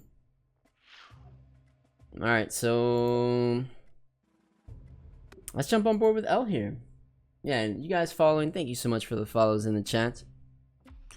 Alright, so L starting things off with a Pole Staff Bomber, 3 Warriors, and a little bit of Cave Clan. So no Divinity just yet for L, but I would imagine he would love to get it in to combo with that Heaven Bomber. Divinity, 2 Divinity Bomber, 2-star early game is just so strong. So there he goes. That's the first Bomber ulti. Can the front line sustain until it casts again? It does. Are we gonna? Yeah, we're gonna. All right. So L is gonna win here. All right. So pretty strong start for L so far. Can he be the 100%ing for Team China here? Because we saw the game where Sodori 100% streaked all the way past round 15, and that was the game Peru won. So it really seems whoever establishes this really strong early game is more than likely to win the match. So the early game just more important than ever right now. It looks like Revenge. All right, he opened forts in game 1, Gets first place game 2. Now he's going right back to the open 40 and seeing what he does this time. So Revenge and Yang are going with the full open, and Azu just going with the Panda open for now. So interesting enough, 2 Chinese players considering this loss streak here. But let's see if that still holds. Yeah, welcoming guys. Alright, Heaven Bomber, is it gonna hold? Yeah, surely it will. Even has that Flame Wizard here. So L's definitely looking to set up some kind of mage build. Probably more than likely gonna be Divinity Mage, since he already wow, Divinity Mage, but he got an Abyssal Crawler 2-star. Kind of crazy because you already committed the pole staff. So these are some decisions Els has to make here. Abyssal, yeah, he's gonna make the Abyssal Crawler. It's hard to ignore when it's one of the strongest carries in the game. Whether he actually commits to it or not, it's still gonna help him out since it is a 2-star. So it doesn't necessarily lock him into Assassins or Feathered or anything like that. It's just gonna help him for tempo. So we'll stay on board with L here. So Dory also to a strong start. We'll jump on board with him in a second here. Alright, so L surely is gonna keep the streak. Where's Dory? What is Dory doing it? With the pole staff as well. So pole staff, just such a strong items in the first couple rounds, honestly. That initial damage plus getting the mana and skill damage. Pole staff, honestly, if they ran the stats, might be the most picked up item in the game, early game. It might be. Honestly, yeah. I don't know an item that's more picked up than Pulse. So yeah, we'll jump with Dory for a little bit. He is running 3 Hunters, a little bit of Cave Clan, and close to 3 Feathered if he had like a Shining Archer perhaps. Yeah, everyone's still trying to figure out exactly what comps they want to go. No one's hard committed in any direction just yet. Everyone's just trying to play the early game the best they can. So there we go, the 2 100% streakers. Except I think the upgrades are on the side of L. I'm not sure if this Wind Ranger is gonna be doing enough here. I mean, does decent damage, but now the Abyssal Crawler is on the Wind Ranger. Oh, and yes, L will be taking it over Sodori here. So there we go, pretty strong streak coming out for L. What are the scores? The scores are right over there on the left side of the screen. It's currently 1-1. This is game 3. So now we jump back on board with L. He got off to a really strong start here.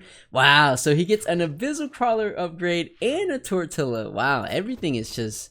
And straight up sells the Abyssal Crawler. He says Tortilla is enough for me to commit, so does not even care. There we go. Is going to go ahead and tech in the 3 mages. Is he going to move the pole staff to the Tortilla, or does he want to keep it on the bomber? And yeah, he's going to go ahead and move it to that stronger Tortilla. Even as a 1-star, it's just going to do more damage overall. So wow, I don't remember the last time I've ever sold an Abyssal Crawler 2-star by before round 10. I love Assassin, so I would be running that. But hey, it makes sense because he did commit to the pole staff, so clearly he did want to go mage. But it's actually going to be his teammate who is going to be stopping the streak here. So no one will be going on a 100% streak. But No actually looks to be in a very strong position. I wouldn't be surprised if he's actually on a 5-1 streak now.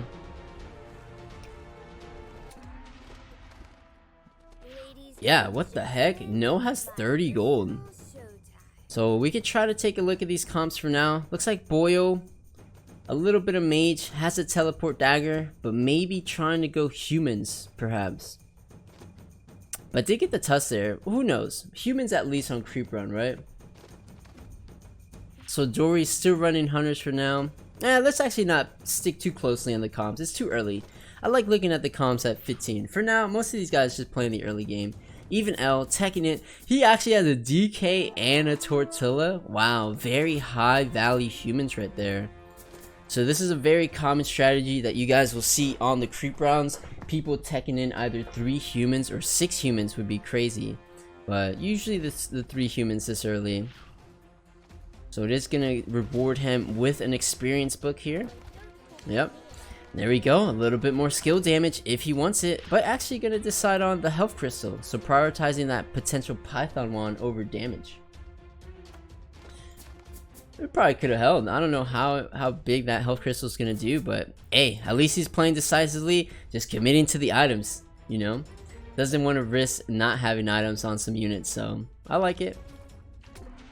But it is Boyo up at the top, so let's go ahead and jump over to Boyo. He is currently running a little bit of warriors, a little bit of human. And where are the items currently on?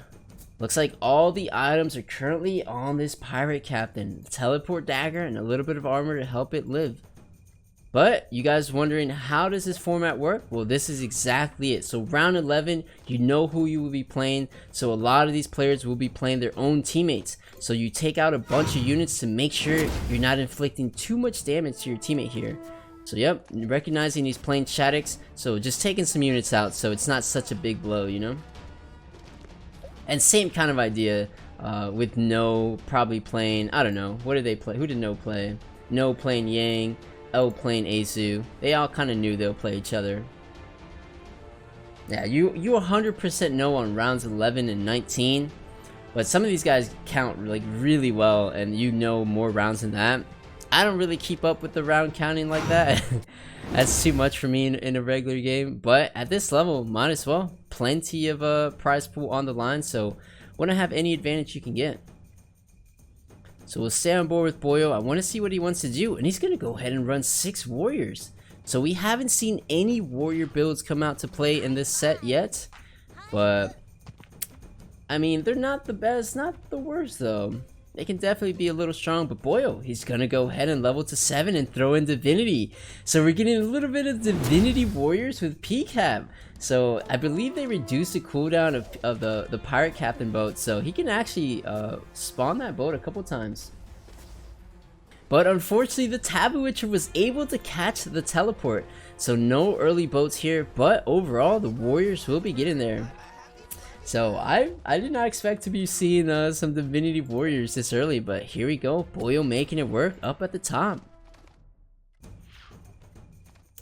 And yeah, I don't think he's actually... I don't know. Whether he actually decides to go for the full 9 warriors, we will see. But for now, it is a 6 warrior comp. Maybe even has the option to just go Divinity, perhaps. I'm not sure. I kind of want to stay on board with Boyo for a bit longer. Nah, let's just stay here. I want to see how many Pirate Captain boats can this spawn, or can this use. Alright, going up against Asu. Alright, it's not going to be stopped from the Taboo this time. That's the first boat going off. Second boat coming out in a second here. Alright, that's the second boat. And Pirate Captain boat so strong. So this is actually kind of crazy. Divinity Warriors looking solid. Yeah, Boyo on that 5 win streak so far. Looking good for Peru. Finds that God of War upgrade.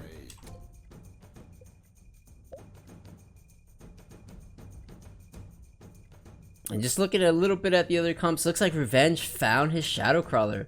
So Revenge was opening, but didn't actually open for too long. Looks like once he found that Shadow Crawler 2-star, decided to just start fielding. So Revenge is going to run it right back with that Feathered Assassin build that won him in game 2. So we know he's really strong with the build, so let's see if he's able to have a good game in this third one. Alright, the PCAP blinks to the back, but is going to go ahead and get critted away. So is Boyo's streak going to end to Revenge? I don't know. A lot of warriors are healthy. Literally every warrior against this Shadow. Shadow is strong, but is not going to be strong enough, so Boyo is going to continue the streak.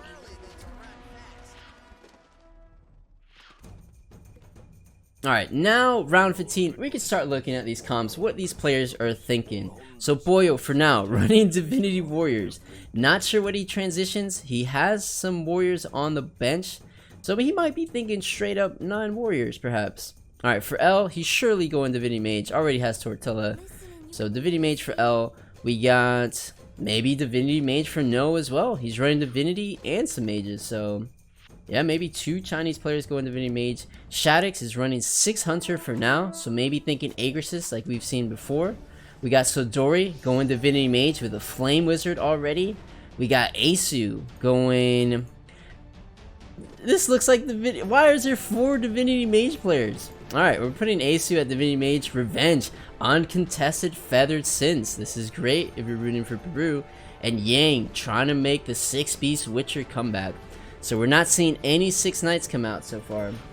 But yeah, as it looks, I'm seeing 4 Divinity Mages based off their benches. 4 Divinity Mages and then the Divinity Warriors. So Divinity, very high priority for these players. Hey, reduce cooldown? Hey, why not? So that's not 100% sure on some of them, but it's looking like half the lobby going Divinity Mage. What happened? I thought the build was nerfed. I don't even think it's that strong. But why not? Maybe the call was to beat the Warriors, because yeah, maybe Mage is gonna beat Warriors. Maybe they're just preparing for Boyo, perhaps. That could be the idea there behind the Chinese players' picks. Alright, so Boyo doesn't want the streak to end it there, and yeah, recognizing the lobby, and goes ahead and texts in the Marine for that little bit of the magic resistance. He knows that some of the players have the Tortilla already, has 3 mages online, even Sodori, his own teammate, has mage, so that Marine's actually going to get a lot of value here. Yeah, and perfect timing, going up against his Flame Wizard here. PCAP gets absolutely obliterated. The entire team gets obliterated. So even with Marine, it wasn't even close. But at least he gave the gold to Sodori. Never bad, you know? Never bad.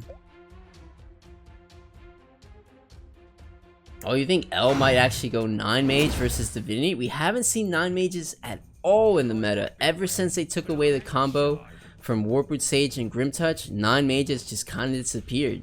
I don't even think it's that weak. I think it has some favorable matchups, especially against Divinity, Beast, maybe even that Feather Sin build. It could stand up. It just kind of suffers against Knights. But hey, I would love to see some 9 mages. That would be pretty nuts. But we're going to jump on board with L here. He also decided to go to level 8 to try to maintain the streak. Let's see if he gets rewarded here. And Marine also coming out for revenge, so good timing for these players. The Shadow Crawler crits away the Tortilla carry. So is this going to be the end of the streak for L? No, the Warpwood Sage surely going to secure it here. So L is going to continue streaking. Yeah, and Revenge actually went pretty low there as well. So a lot of roll down coming out. So L down to 10. No also pushing to 8. Boyo at 8. So Dory at 8. So half the lobby already at 8. Oh, and this is a huge upgrade for L. 2-star Tortilla Elder coming out. So 2-star Warpwood Sage, but 2-star Tort by round 18. That's pretty early. It's kind of hard to find Tortilla even past round 8. But there he goes. This is a big game for L. So some players in the chat have said L looks like the strongest player on Team China, and it's hard to disagree. He's had very strong games in this entire set that we've watched him at least. So look at that, the Tortilla obliteration coming through, wiping everything, taking his teammate down to 27 HP there. So yeah, first to Tort 2 is just incredible in any game, especially when there's so many Divinity Mages in the lobby. It's going to be pretty much the difference maker in the mirror match. So L is looking to just have a very dominant game. Yeah, that's crazy. That's awesome to hear. So yeah, I still think that, yeah, look how many Tortillas are here. So 3 Tortillas coming out for L. No's trying to get his own Tortilla. Ace who's trying to get Tortillas. So literally the Tortillas are all being griefed within Team China. I don't even think anyone from Peru is trying to grab a Tortilla. So, I mean, that's just kind of how it happens sometimes, huh? You end up griefing your own teammates. But Tortilla 2 versus Warriors. I don't think Warriors even stand a chance against Tort 2. And yeah, dominant display there, and Boyle, who was once on a streak himself, looking so strong, just happens to find himself in a mage heavy lobby.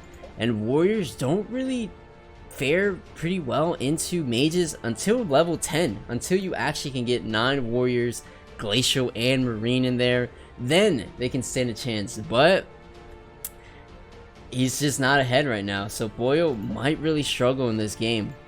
I wonder if he considers transitioning out of Warriors.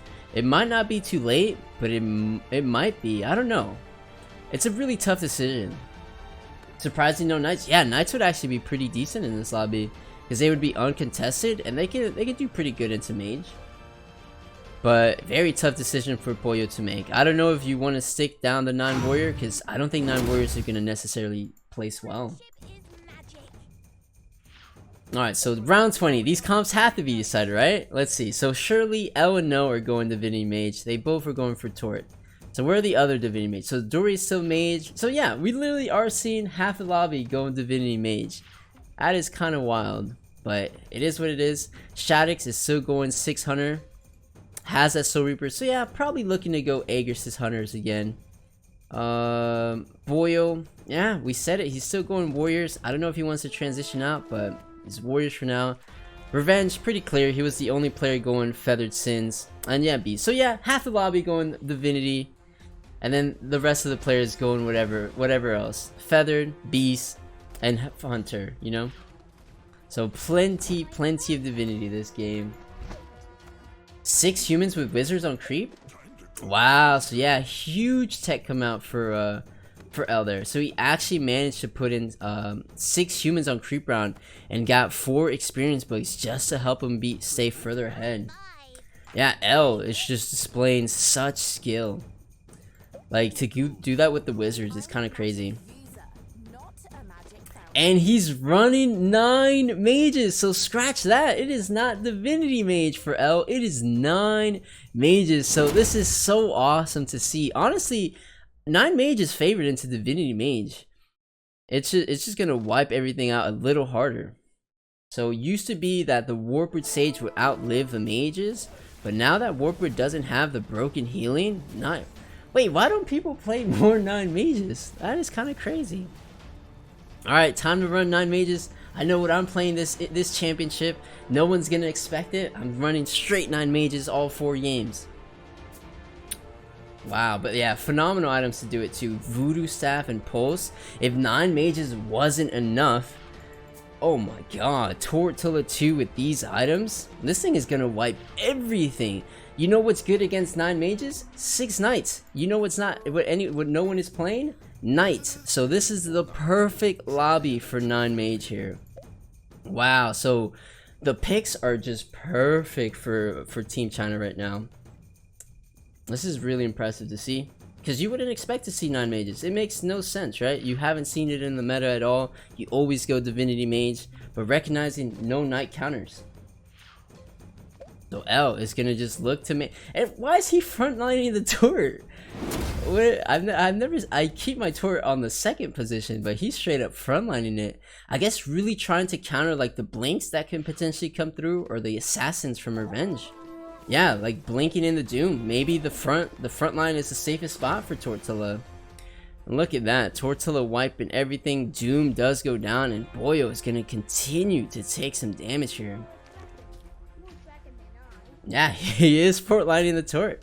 So it doesn't even need to be frontline because it has plenty of mana. But hey, who are we to doubt L? L is a master here, so I trust his decisions. Frontline Tortilla is correct.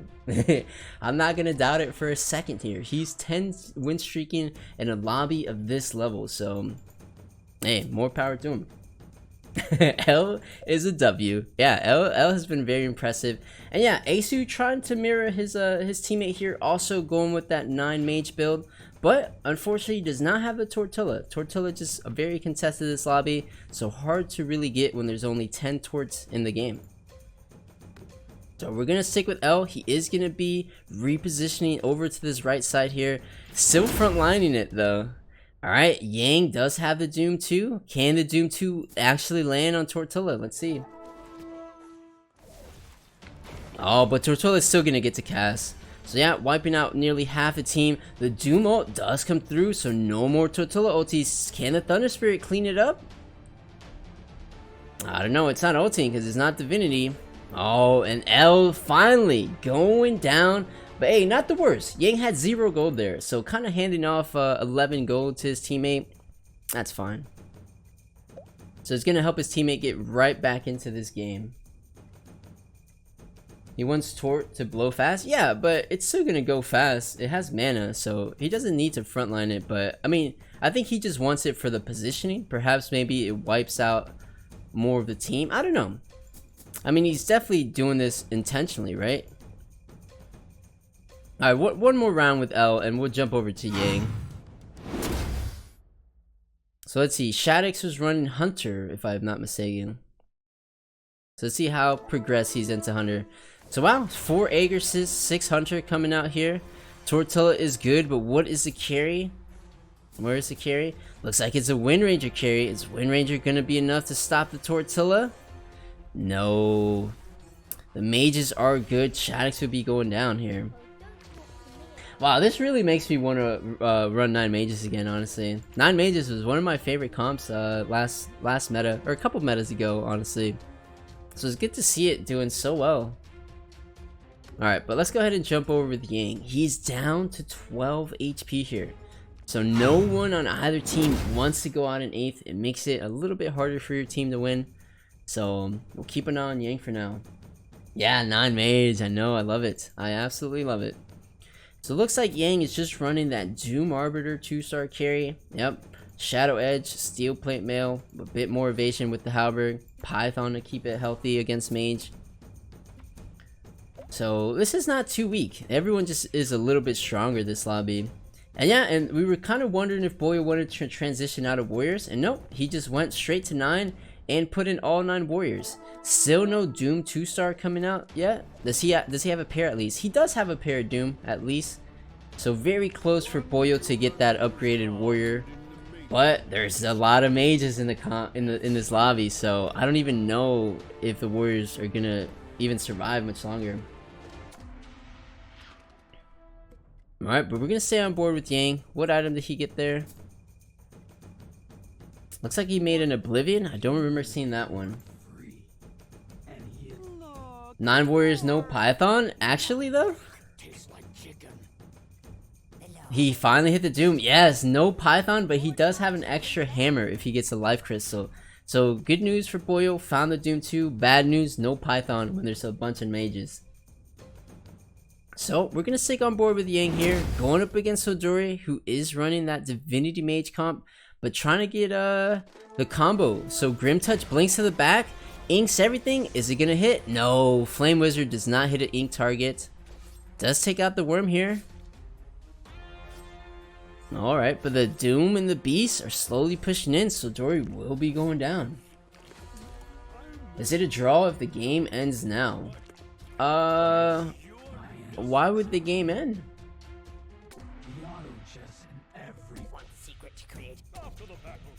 You're saying if there's 2 players, if Team China gets an 8th and a 7th, then if Team China, whoever team gets an 8th and a 7th, they have to get a 1st and a 2nd to win.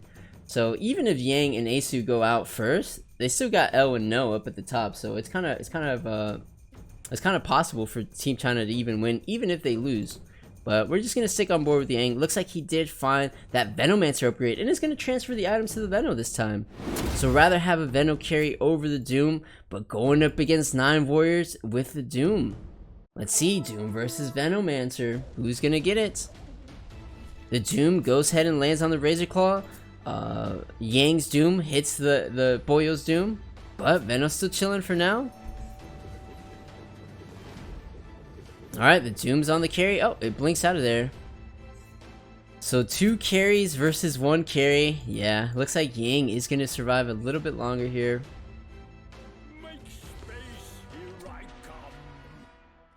Yeah, and Revenge even falling down to 20. Who did he fall to? To L. So you know what? So Marine used to be, or is really good into Divinity Mage, because Divinity Mage only runs 3 Mage. So you kind of get a good amount of value from just 2 Marine against a 3 Mage comp and Divinity Mage. But now that maybe Team China has adjusted to a 9 Mage comp, 2 Marine is going to do absolutely nothing for you. So maybe 9 Mage is a straight up counter to this Feathered Sin comp. Alright, so who are we on? We're on Revenge right now, going up against No.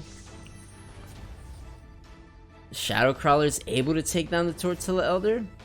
Yeah, so you see, Feathered Sins with Marine is slightly favored into Divinity Mage, but when he went up against a 9, he got destroyed. So that's actually something That's actually something to keep in mind. We might continue to see this because Feathered Sin's won game 2, so this is just an adaptation coming out for Team China. So really cool to see. We're all rooting for the underdogs. It depends. I mean, we made some predictions in the chat. There's plenty of people rooting for Team China as well. Really depends. I think it could go either way though. So Shaddix finds himself down to 13 HP. So very dangerous. Actually, we might stay on board with Shaddix for now. He's on a 5 loss streak. Throws in double DK. But not many items on the Dragonite. Has to face off against Yang down at the bottom. This might just be GG for Shaddix. Beast does a ton of damage here. And this is very under upgraded for Shaddix. Just moved a little too fast and won't be able to survive to round 30. So yeah, Dooms get absolutely obliterated. And this looks way more than 13 damage here. Yeah, and Shaddix just kind of just rolling it down there. So he will be the first one to go out there. And that's the tricky part with Aegis. I think it's a very strong comp, but it kind of takes a while to get online. It's tricky to find the DK. Unless you like super high roll it and transition it, then it could be strong. But yeah, we just couldn't see the DK2 there. Not many carry items, and Shaddix just falls to 8th, or falls on 8th. But most of the HP pools in this game are extremely close besides L and No. Everyone is within like 10 health within between each other pretty much. So we're actually just gonna jump over to Asu, which is kind of crazy because Asu and L are literally running the same compositions with 9 mages, but L is at 86 HP and Asu is down to 11. So what is going so right for L that's not going right for Asu here? They both have Pulsev on the Tort. One even has a Python. They both have the Warp 3-star. One has a Doom, one has a Shaman and PCAP. And one is teching in 6 human again. Oh my god. L is just so insane. He makes sure he hits 6 humans on every creep round. And no one else is doing that. So even Asu, who's running the same comp, L is just getting the slight advantage with those human books every creep. This is crazy. Gotta frontline the Tortilla. Actually though, that might be it. Okay, he's not actually frontlining the Tortilla anymore, but it's still pretty high up. But we're gonna stay on board with Asu here. He's down to 11 here. How can he get just a little bit stronger to help him survive? True that, L did high roll the Tort, so that could be a big difference there. I'm not sure exactly when he found the Tort too, but let's see if it makes a difference. Going up against Snow, who is running Divinity, I believe. Yep, Divinity Mage coming out. Is the Doom gonna land on the Tortilla? Oh, the Storm Shaman lands there. Both Torts get to cast. The Doom does land on Tort, but there's plenty of damage remaining on the team for Asu. So he's not gonna go any lower. Let's check on the Revenge versus Yang matchup. And Revenge will be getting one shot here. So Peru 8th and 7th. Wow, this one was just a disaster. They had such a dominant game too, and this one, a swift 8th and 7th. So the only hope for Peru to win this one is for Sodori and Boyle to get 8th and not get 8th, get 1st and 2nd. And you're telling me Boyle with Warriors has to win this game or get 2nd against 2 9 mages and a Divinity Mage? This was just Team China counter picking Team Peru, honestly. This was just like through and through, the picks won the game for China here. They're crazy. I think that's what makes my brother asked me yesterday, why do you think Team China is so good at the game? And I think it just comes down to the comps that they're picking. Like 9 mage, we haven't seen 9 mages even once this entire tournament. Why would 2 players play 9 mage in this lobby?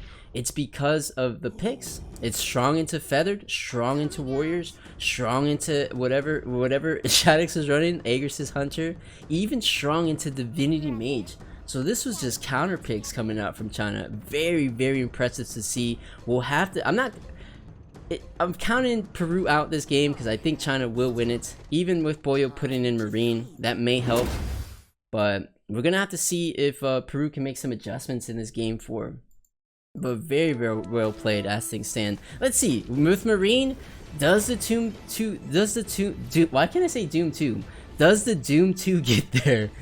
Oh, it skips the Tortilla. No, even with Marine, 9 mages too strong, and Boyle will get defeating 8th, 7th, and 6th, and just like that, Team China securing game 3 in an extremely dominant fashion. That was more dominant than game 2.